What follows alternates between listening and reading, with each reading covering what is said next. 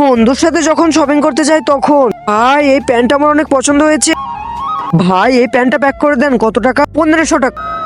আরে ভাই 1500 টাকা? এই প্যান্টটা তো মনে হচ্ছে 1000 টাকা।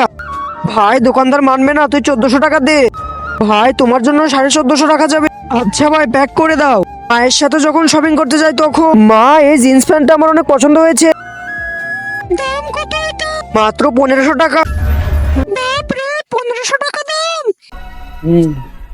150 টাকা দিবে।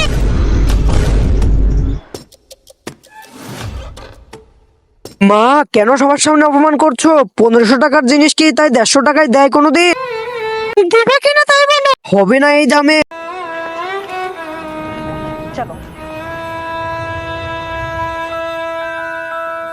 আন্টি শুনুন, নিয়ে যান প্যান্টটা, নিয়ে যান।